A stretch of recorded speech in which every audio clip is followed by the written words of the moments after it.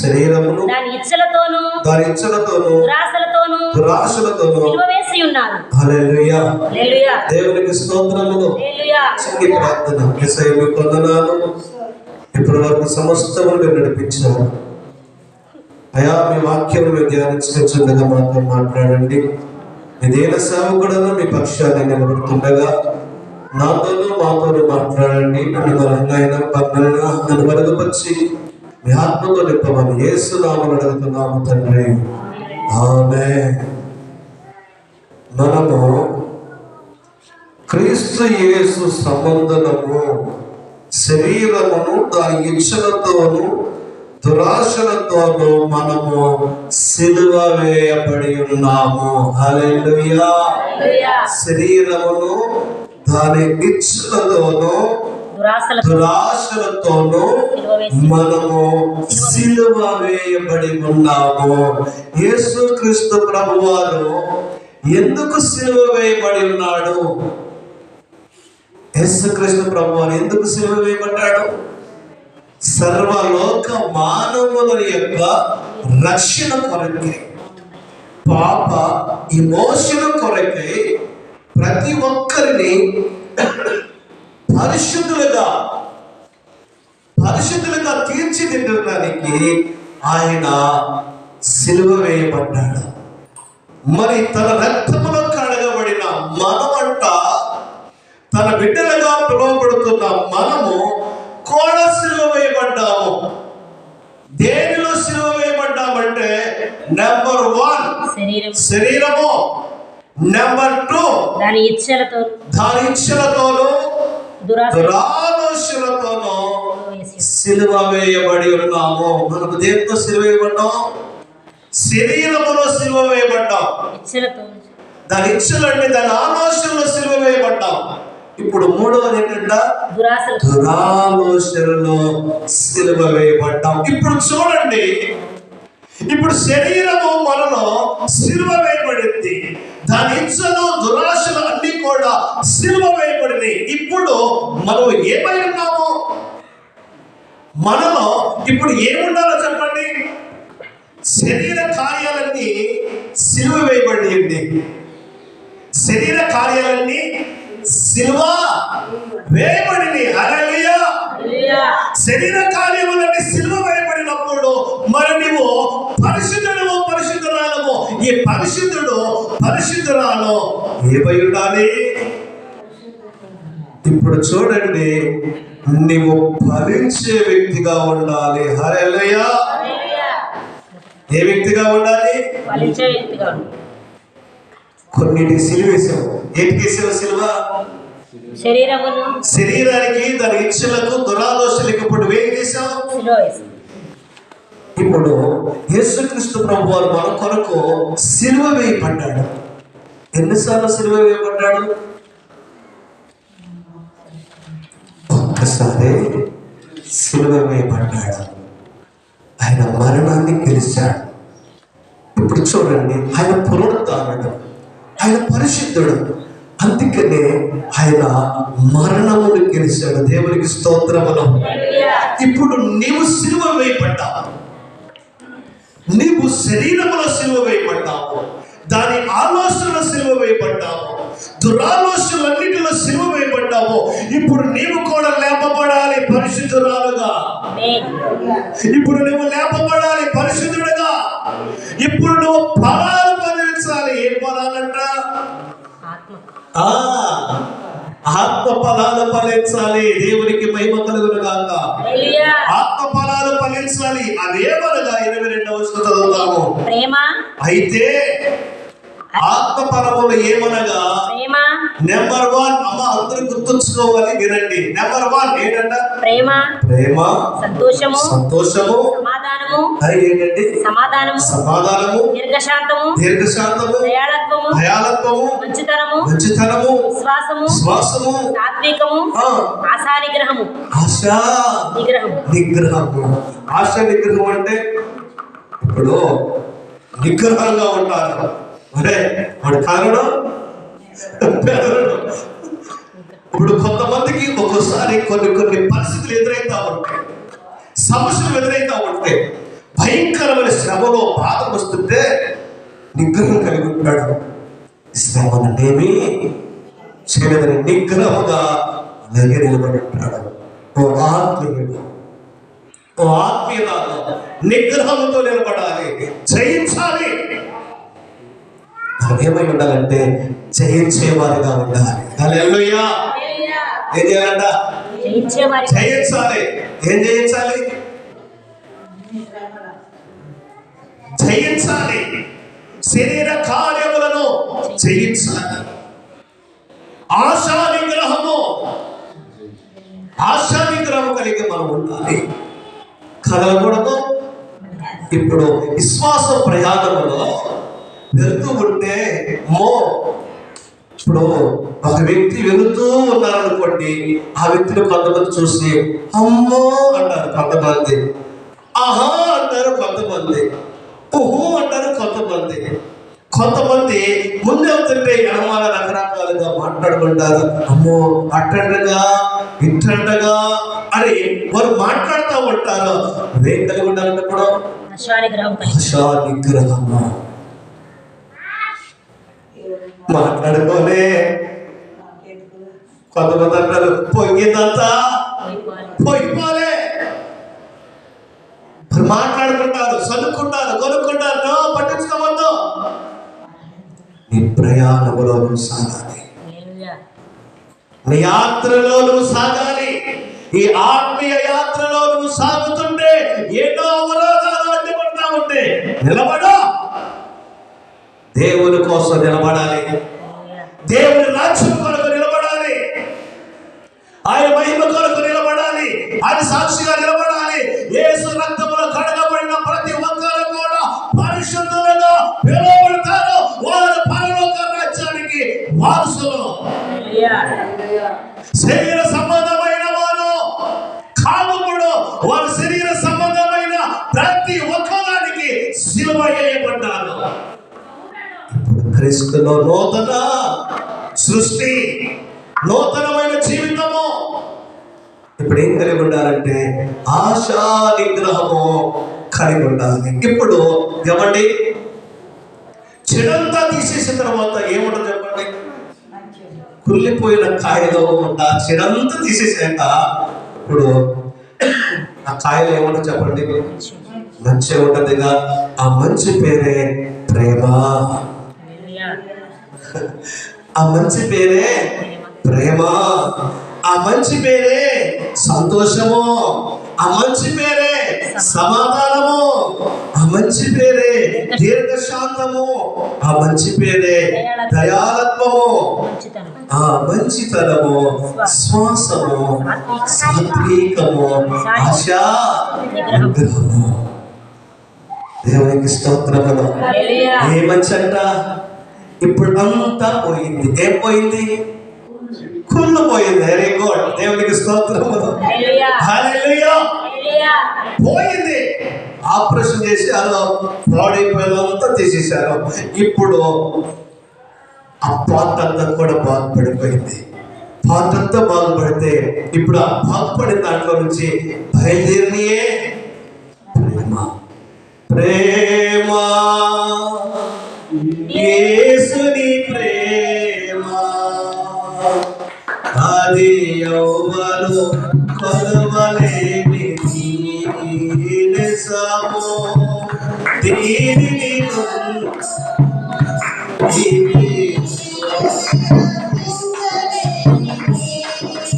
ప్రేమ, యేసుని ప్రేమ, అది ఎవ్వరు కొలవలేని నిజము.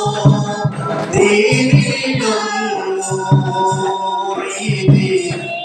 ఇది అందించలేనిది, ఎన్నాడెన్నడు మారనిది నా యేసుని దివ్య ప్రేమ. ఎన్నాడెన్నడు వీడనిది నా యేసుని దివ్య ప్రేమ. ప్రేమ, యేసుని ప్రేమ, అది ఎవ్వరు కొలవలేనిది.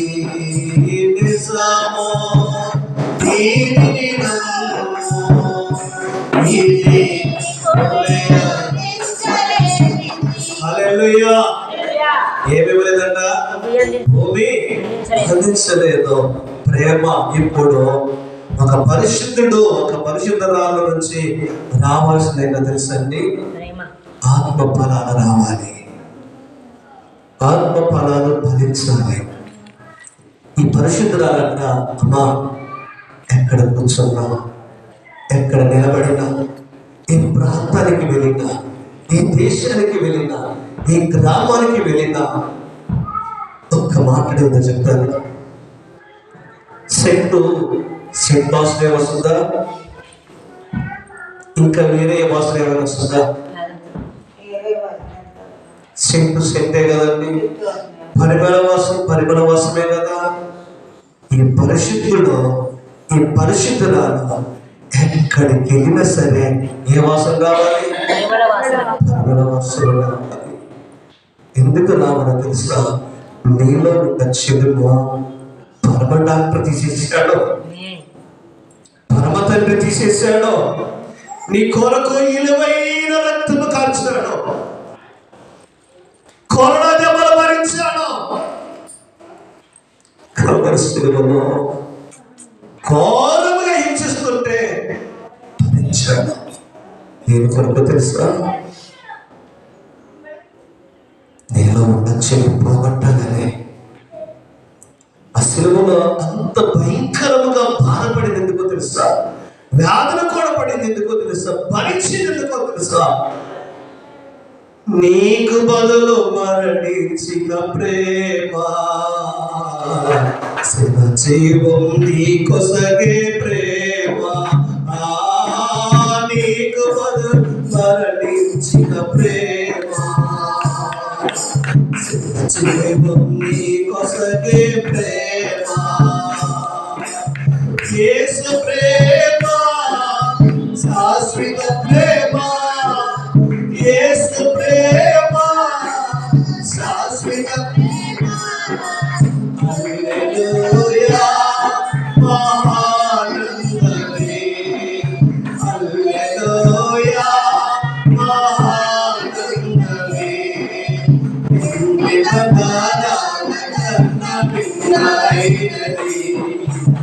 యేసు ప్రేమ నా యేసు ప్రేమ, యేసు ప్రేమ. హల్లెలూయా. ప్రేమ నీకు బదులు మరణించింది.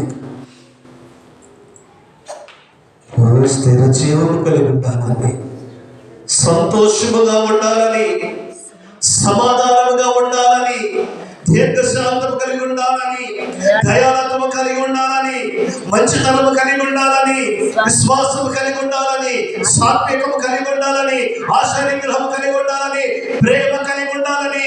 ప్రేమమయుడైన యేసుక్రీస్తు ప్రభువారు నీ కొరకు మరణించాడు. ఇంకా నీలో ఆకుల్లే ఉంచుకుంటే నువ్వు సిలువ వేసావు, ఇక దాన్ని నీలోకి రాకూడదు. నువ్వు తీసి పారేసావు, దాని వైపు నువ్వు చూడకూడదు. చూస్తే పరలోకము లేదు, చూస్తే పరలోకము లేదు. చూడండి శరీర కార్యాలు ఎలా ఉన్నాయో. శరీర కార్యములు స్పష్టమై ఉన్నవి. అవేవనగా జారత్వము, అపవిత్రత, కాముకత్వము, విగ్రహారాధన, అభిచారము, ద్వేషములు, కలహము, మత్సరములు, క్రోధములు, కక్షలు, భేదములు, విమతములు, అసూయలు, అల్లరితో కూడిన ఆటపాటలో మొదలైనవి. వీటిని గురించి నేను మునుపు చెప్పిన ప్రకారము వాటిని చేయవారు దేవుని రాజ్యమును స్వతంత్రించుకొనరని స్పష్టముగా చెప్పుచున్నాను. హల్లెలూయా. క్రైస్తవులకు పరిపూర్ణముగా తెలుసుకోవలసిన విషయం ఏంటో తెలుసా? ఇవన్నీ కలిగి ఉంటే ఏ రాజ్యం వెళ్ళరు? ఈ రాజ్యమే. ఏ రాజ్యం? దేవుని రాజ్యం. ఈ రాజ్యమే ఎంతకాలం ఇక్కడే. మన ఆ రాజ్యం కావాలంటే, అక్కడికి వెళ్ళాలంటే నిన్ను వెంటాడుతున్నవన్నిటికి నువ్వేం చేయాలంట? సిలువ వేయాలి. క్రీస్తు సాక్షిగా నిలబడాలి. ఈ సత్యం తెలుసుకోవాలి. మనము దేవుని పోలికలోకి మారాలి. ఆయన రక్తం ఇప్పుడు నీలోకి వచ్చిందా లేదా? ఆయన శరీరాన్ని భుజించావా లేదా? ఇక మనం లోకానుసరులం కాదు. లోక మర్యాదలతో పని లేదు. అల్లరితో కూడిన ఆటపాటలతో పని లేదు. అల్లరితో కూడిన ఆటపాటలతో నువ్వు అవకాశం ఇస్తున్నావంటే దేవుని రాజ్యంలో కోల్పోతున్నావు. దేవుని రాజ్యంలో కోల్పోతున్నావు. నీలో భేదం ఉందంటే దేవుని రాజ్యం లేదు నీకు. ఇమతలు, అసూయ, మత్తలు, అల్లరితో కూడిన ఆటపాటలు ఇవన్నీ కూడా నీలో ఉంటే దేవుని రాజ్యమునకు నువ్వు అర్హుడవు కాదు, అర్హురాలు కాదు. మత్సరం ఉండకూడదు, ద్వేషములు ఉండకూడదు, కలహాలు ఉండకూడదు, క్రోధములు ఉండకూడదు, కక్షలు ఉండకూడదు. దేనికని సిలువేశాము? మరి ఏముండాలంట? ప్రేమ. ఏ ప్రేమ? నీకోసం వర్ణించిన యేసే ప్రేమే నీలో ఉండాలి. మీరు తిడుతున్నారా? తిట్టుకోలే. నీ మీద అసూయపడుతున్నారా? పడుకోలే. మీరు దూషిస్తున్నారా? దూషిని. నేను ఏడిపిస్తున్నారా? ఏడిపించలే. క్రైస్తవురాలంటే చచ్చిపోయి ఉంటారు. చంపని అన్నిట్లో చంపుకొని ఈనాడు ప్రపంచంలో దేవుని పిల్లలు చాలా మంది హింసించబడుతున్నారు తెలుసు. కొట్టబడుతున్నారు, చంపబడుతున్నారు. ఇలా కోపం లేక కాదు, రోషం లేక కాదు. కట్టుబట్టుకుంటే ఏసై చెప్పదా? ఇదిగో అన్నిటిలో మీరు సిలువ వేయబడ్డారు. మిమ్మల్ని కొట్టినా భరించండి, తిట్టినా భరించండి, దూషించిన భరించండి, వేధించిన భరించండి, నా కోసం నిలబడండి. నేనుండే స్థలములో మీరు ఉంటారు. ఆయన ఉండే స్థలములో నువ్వు ఉండాలంటే, నేనుండాలంటే ఏం కలిగి ఉండాలి? ప్రేమ. ప్రేమ ఆత్మ ఫలాలను ఫలించండి. మా పన్నీరు చెట్టు ఏం కాయలు కాస్తుంది? ముసిం చెట్టు, ద్రాక్ష చెట్టు. ఇప్పుడు నువ్వు ద్రాక్ష వలలో అంటు కట్టబడ్డావు. ఇక పన్నీరుకాయలతో పనేంటి? ముసిరికాయలతో పనేంటి? కాదు ద్రాక్షలతో పనేంటి? లేదా ఇప్పుడు ఆయన అంటాడు, నేను ద్రాక్షావళిని, నాలో ఫలించండి, అభివృద్ధి చెందండి, ఆశీర్వదించబడండి. ఇప్పుడు నువ్వు అంటు కట్టబడిన అనుభవంలో ఉన్నావు. అందుకని అన్నాడు నువ్వు ఫలించాలి. ఏ ఫలాలు? ఆత్మ ఫలాలు. ఏ ఫలాలు? ఆత్మ ఫలాలు. ఈ ఆత్మ ఫలాలు అమ్మా ఫలిస్తుంటే నిన్ను చూసిన వారందరూ కూడా యేసయ్య నామములో శక్తి ఉన్నదయ్యా, యేసయ్య నామములో శక్తి ఉన్నదయ్యా, యేసయ్య నామములో శక్తి ఉన్నదయ్యా, యేసయ్య నామములో శక్తి ఉన్నదయ్యా. నమ్మితే చాలు నీవు పొందుకుంటావు శక్తిని, నమ్మితే పొందుకుంటావు శక్తిని. యేసయ్య నామములో శక్తి ఉన్నదయ్యా, యేసయ్య నామములో శక్తి ఉన్నదయ్యా, యేసయ్య నామములో శక్తి ఉన్నదయ్యా, యేసయ్య నామములో. హల్లెలూయా. నిన్ను చూసిన వారు మారాలి. యేసయ్య శక్తి కలిగిన దేవుడు. ఆ పాపిష్టి జీవితాన్ని బాగు చేశాడు, పాడైపోయిన బ్రతుకులు బాగు చేశాడు. వాళ్ళు ఇప్పుడు ఎలా ఉన్నారు అంటే పరిశుద్ధులుగా ఉన్నారు. ఒకప్పుడు పల్లేరుకాయలను, ముసిరికాయలను, ఇప్పుడు అలా కాదు, ద్రాక్షావళిలో అంటు కట్టబడ్డారు. ఇప్పుడు ద్రాక్షకాయలు వస్తున్నారు. దేవునికి స్తోత్రములు. హల్లెలూయా. దేవుని పిల్లలు ద్రాక్షలో అంటు కట్టబడ్డారు. ఇప్పుడు ఆ ఫలాలు మధురముగా మారాలి.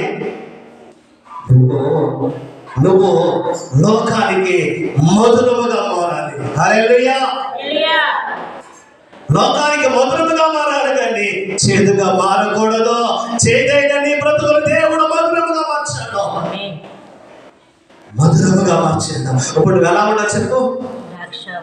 ఎక్కడికైనా వెళ్ళి ఎక్కడైనా ఉంటూ అది ఏ స్థలమైనా సరే పరిశుద్ధుడే, పరిశుద్ధుడే, పరిశుద్ధురాలు, పరిశుద్ధురాలే.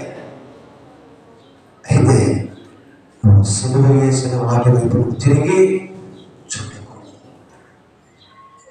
మరి ఏం ఫలించాలి చెప్పినప్పుడు ఆత్మఫలాలు. అదే ఆత్మఫలాలు ఏమనగా ప్రేమ, సంతోషము. అందరూ ఒకసారి లెక్కేరా, అందరూ ఏమి పెట్టి ఒకసారి లెక్కేయండి.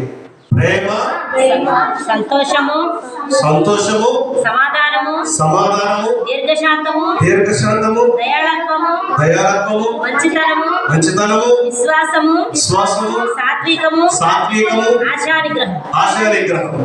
ఇది ఎంతండి? 9. 9. దేవునికి స్తోత్రం. హల్లెలూయా. ఆత్మఫలాలు ఏమనగా 9 ఉన్నాయి. అమ్మా, ఈ 9ని మీరు అనుసరిస్తున్నారా అని అడుగుతున్నా.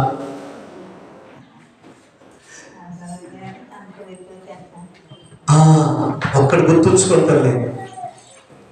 ప్రభు పనుల్లో భాగస్తులైన బల్లారాధనలో ప్రభు శరీరం పూజించిన ప్రభు రక్తము తాగిన ఒకవేళ శరీర కార్యముల వైపు కనుక మనం వెనక తిరిగితే ఏమి కోల్పోతామంట? పరలోక రాజ్యం కోల్పోతాం. ఈ జీవితానికి అర్థము లేదు. పరలోక రాజ్యం నీకు దక్కాలంటే ఆత్మబలాలే ఫలించాలి. అమ్మ, కోపం మానాలా? కోపాన్ని ఉంచుకోవాలా? అసలు కోపం లేదు ఎవరికి? యేసయ్య కోపం రాదా? యేసయ్య కూడా కోపపడిందా? ఆయన కోపాన్ని పక్కన పెట్టాడు, ప్రేమను ముందు పెట్టాడు. దేవునికి స్తోత్రములు. మనం కూడా కోపాన్ని ఏం చేయాలంటే పక్కన, ఈ కోపము శరీర సంబంధమైంది, పో, నీకు నాకు సంబంధం లేదు. నాలో యేసయ్య ఉన్నాడు, నా హృదయంలో యేసయ్య ఉన్నాడు, నా మాటలో యేసయ్య ఉన్నాడు, నా చూపులో యేసయ్య ఉన్నాడు, నా ప్రవర్తనలో యేసయ్య ఉన్నాడు. నేను యేసయ్యకి సొంతము. హల్లెలూయా. శరీర కార్యములారా యేసు నామములో గద్దిస్తున్నాను. ఇక నాతో మీకు సంబంధము లేదు. మిమ్మల్ని తీసి పక్కన పెట్టేశాను, సిలువ వేశాను మిమ్మల్ని. నాలో ఉన్నవాడు యేసయ్య. దేవునికి స్తోత్రములు. అర్థమైందా? మరి ఇప్పుడు ఏం చేద్దాం చెప్పండి? ఏం చేద్దాం చెప్పండి? తీసేద్దామా ఉంచుకుందామా? నీ ఇంటిలో ఏముండకూడదో తెలుసండి?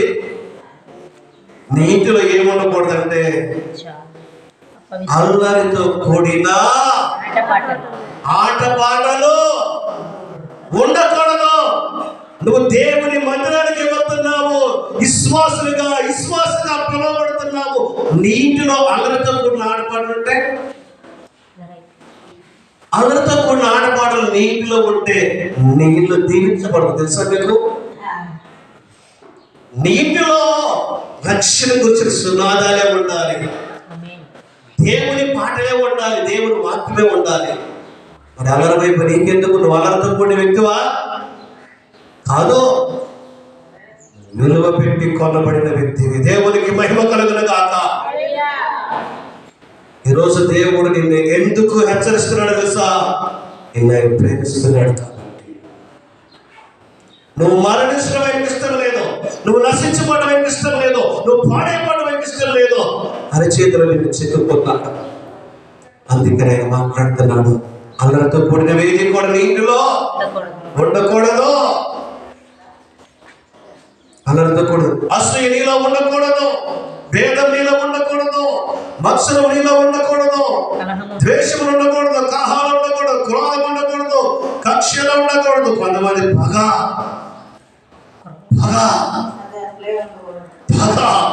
ఏంటి నీ పగ? సభ్యజాతం చదువుతూ లేదా చచ్చిపోతూ అయిపోయి నీ పగ. దేనికి బాగా దేవుడిచ్చిన ఆయుష్ను వినియోగించుకో, దేవుడిచ్చిన బ్రతుకును పరిపూర్ణంగా గడుపు. అంతేగాని ఇంతలోనే కనబడి అంతలోనే మాయమయ్యే వాటి కొరకు నువ్వు పరిగెత్తి నీ జీవితాన్ని నాశనము చేసుకోవద్దు. లోకము చాలా అందంగా కనపడుతుంది, కానీ పెద్ద ప్రమాదం ఉంది. దూరంగా కనపడుతున్న కొండ ఎలా ఉంటుందో ఒకసారి చెప్పండి అమ్మా. నునుపుగా కనపడతా, ఎంత అందంగా ఉందో ఆ కొండ అని చూసి ఆలోచన చేస్తారు. ఆ కొండ ఎక్కాలని ఆడికెళ్తే ఉంటుంది పులుదక్కించపు చెట్లు, ముళ్ళ కంప, చెత్త చెదారము బండలు ఇవన్నీ ఉండేపాటికి అయిపోయే.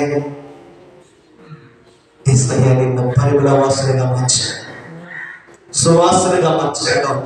ఇక పురుగు వాసనలో వెళ్ళాల్సిన అవసరము లేదు. ఒకే ఒకటి గుర్తు, పందికి హృదయము మారినంత చేపు, గుండె మార్చినంత చేపు అది కడిగి శుభ్రం చేసి గదిలో పెట్టిన దాన్ని వదిలిపెట్టగానే ఆ పంది అడగబోయేదండి, అమ్మో నా రుచే నాకు కావాలి, నా మురికే నాకు కావాలి, నా వాసనే నాకు కావాలని పంది గదిలోకి వెళ్ళి బుర్రు బుర్రు కొనుక్కుంటా దొరడం ప్రారంభించింది. అయ్యో, ప్రాణానికి ప్రాణంగా నేను ప్రేమిస్తుంటే ఈ పంది మళ్ళీ ఆ మురికి గుంట్లోనే పడిపోతుంది ఏంటని తన యజమానుడు డాక్టర్ సంప్రదించినప్పుడు డాక్టర్ అంటాడు, లేదు దానికి ఆపరేషన్ చేయాలి. మరి ఏం చేద్దాం? చేసేద్దాం. ఆపరేషన్ చేశారు. పక్కనున్న గొర్రె పిల్ల గుండె తీసుకొచ్చి పంది పిల్లకి పెట్టేశారు. ఆపరేషన్ జరిగిపోయింది. ఇప్పుడు ఏం మారింది? మనసు మారిపోయింది. మళ్ళీ యజమాని టెస్ట్ చేస్తున్నాడంట, మెడకు కూర్చోబెట్టుకొని ఈసారి కనుక మురుకుంట్లో పడి కుదిరేద్దామని ఇలా లూజుగా పట్టుకుని వెళ్ళిపోతున్నాడంట. కాళ్ళని మాల గొర్రె కనుక వస్తుంది, కాళ్ళని మాల అలాగే పంది పిల్ల కూడా వచ్చేస్తుంట. వెనక తిరిగి చూసాడంట, ఇది పందేనా? అప్పుడు అడుగుతున్నాడ, పంది ఏంటి మరి స్పాట్ వచ్చింది ఎలాగంటే కప్పు అంటుందంట. వచ్చి అంటే ఏంటో తెలుస్తుంది, మనసు మారిపోయింది, హృదయం మారిపోయింది. ఈ రోజు దేవుడు అంటున్నాడు, నీ హృదయం పరిపూర్ణంగా మారాలి, నీ మనసే మారాలి.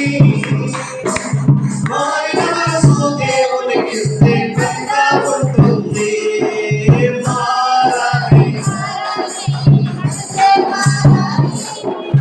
మారిన మనసు దేవునికి ఇస్తే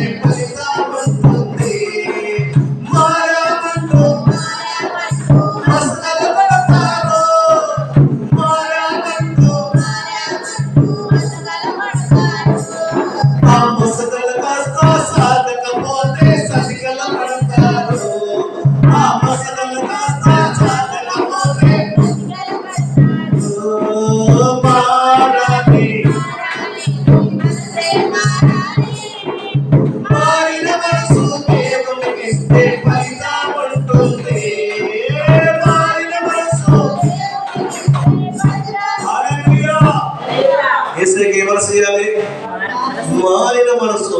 ఇప్పుడు ఆ పంది పిల్లకు గుండె మారింది, గొర్రె పిల్ల మనసు వచ్చేసింది. ఆ మురికి వాసను అసహించుకుంటుంది. అలాగే యేసు రక్తముఖలో కడగబడ్డాము, ఆయన పోలికగా నువ్వు మార్చబడాలి, ఆయన రూపముగా మార్చబడాలి. ఇప్పుడు దాన్ని ఏం చేయాలంట? ఆ స్మార్ట్ డ్రైవర్ ఇచ్చి దుర్వాసన ఆ స్థలంలోకి వెళ్ళినప్పుడు నిన్ను కనుక అభ్యంతరపరుస్తున్నప్పుడు గద్దించు,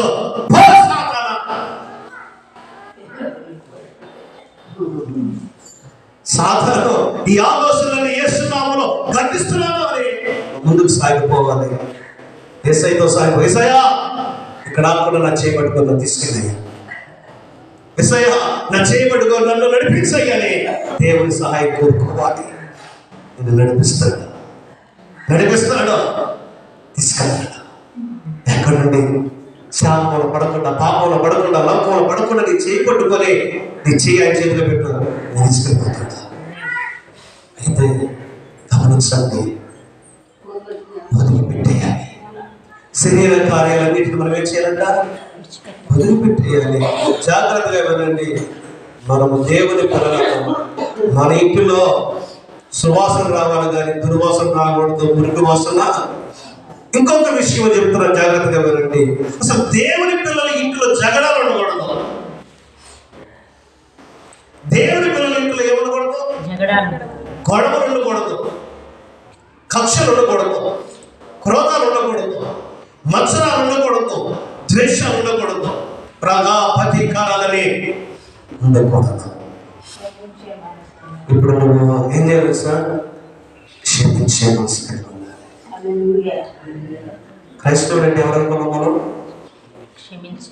సరిపోయిన వ్యక్తి. క్రైస్తవులు అంటే ఎవరు? నీలో కోపం రేగుతుందంటే నువ్వు దేవుని సంబంధము కాదు.